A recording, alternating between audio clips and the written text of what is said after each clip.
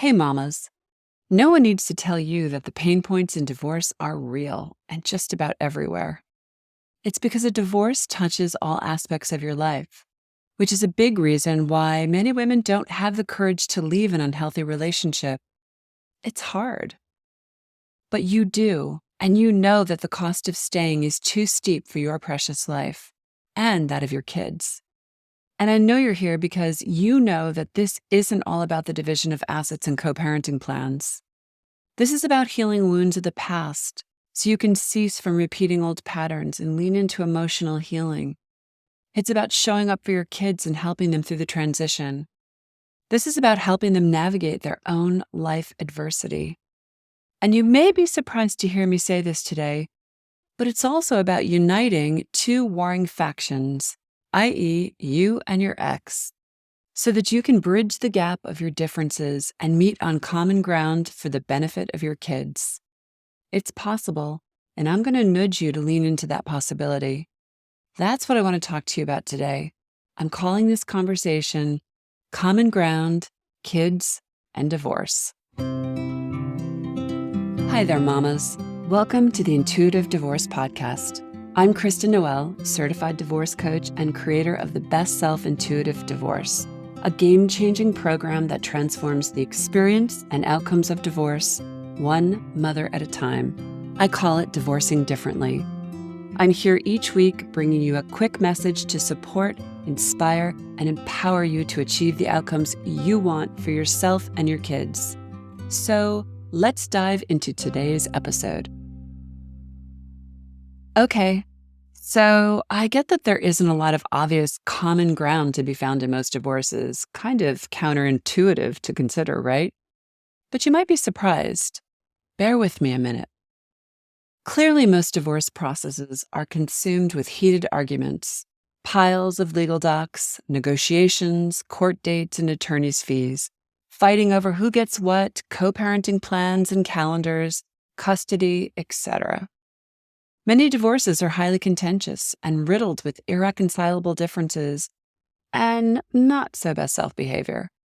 It's almost a stereotypical requirement, but not with an intuitive divorce. Now, before you think that this is all kumbaya and touchy-feely and needs to involve cooperation of both parties, let me explain where I'm going with this.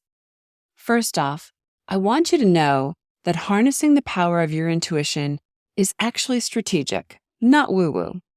It takes grace, self-awareness, and strength to remain calm in the face of adversity and to be able to recognize the bigger picture at play. It's way too easy to get triggered and reactive by your ex and their shenanigans.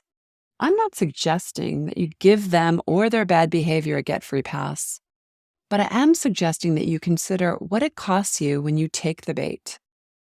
You can shut something down and still stay on track with your goals. You can still have tremendous influence over the outcomes of your divorce and the trajectory it will take, even if your spouse won't play ball or meet you in the middle. But far too many parents can't see beyond their own noses in divorce, and they get pulled straight back into the drama unfolding and then add to it. It's not because they're bad people.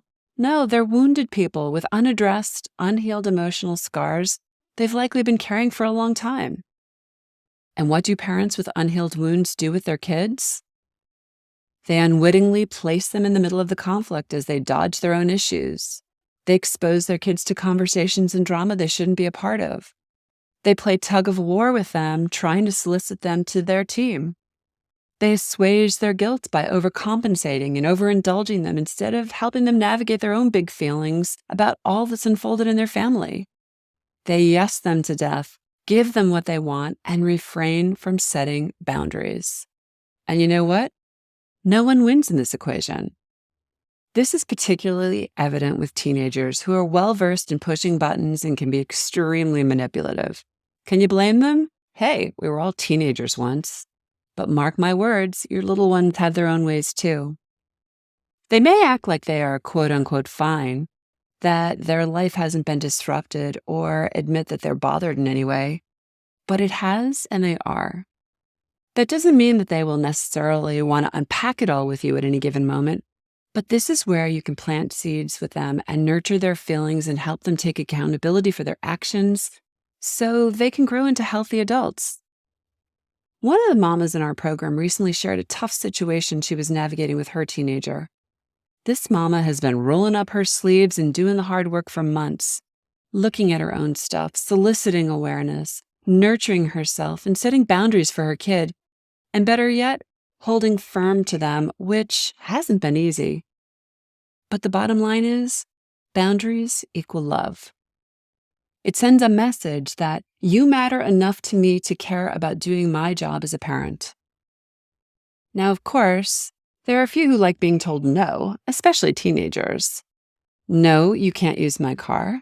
No, you can't use my credit card. No, you can't have a party while I'm out of town. No, you can't do whatever you want, when you want, how you want, without boundaries and repercussions. So back to this notion of common ground.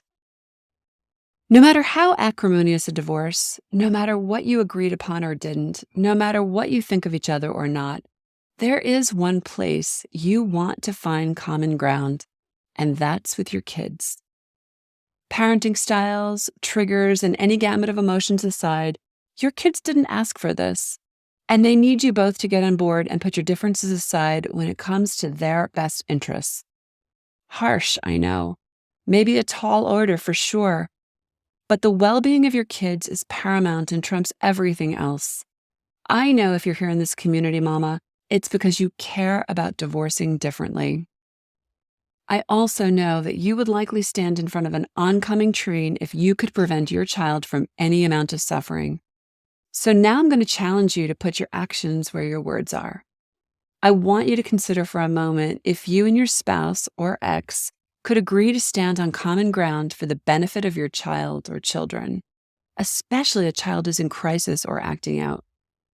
What if two warring factions, i.e. you and your ex, could bridge the gap between your differences and unite forces for the benefit of your kid or kids? No one's saying you have to forgive and forget or become best friends, but you brought this child into the world together, and that child needs you now, together. Imagine what that could look like.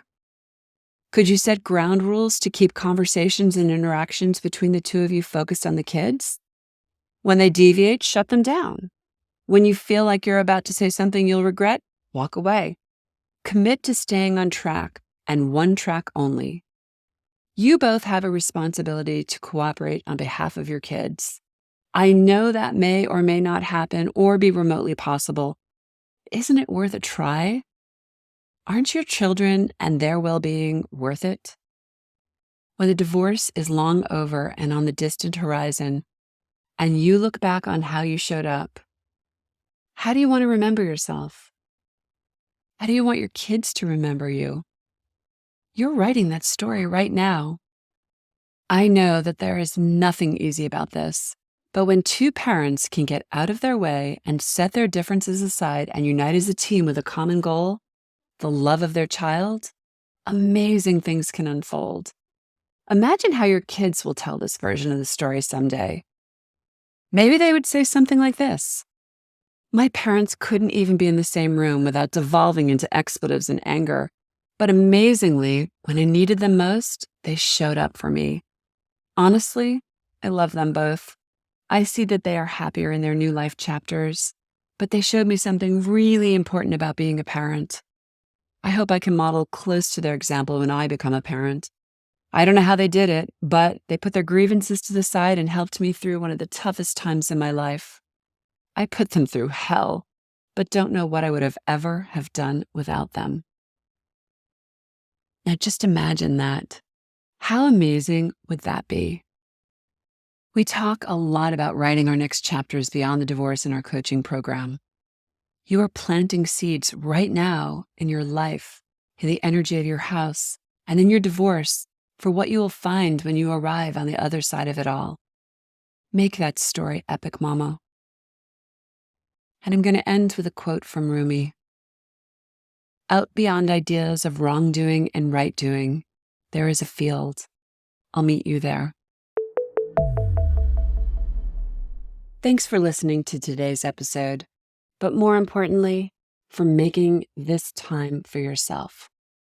If you're a professional, independent mother facing off with divorce, struggling with your emotions, worried about your kids and your future, and want a better way to navigate it all, I've got 2 ways to completely change the trajectory of your divorce and your life starting today. The first is our free divorce workshop. In this training, you'll learn the 3 steps to get off the emotional roller coaster and take control of your divorce so you can save time, money, and heartache for you and your family. Simply go to intuitivedivorce.com/workshop. And the second way is to book a free strategy call with our team, where we'll dive into your situation, your struggles, what you really want, and outline a path to get you there. For a short video and the booking link, go to intuitivedivorce.com/call. Check it out, and I'll see you inside.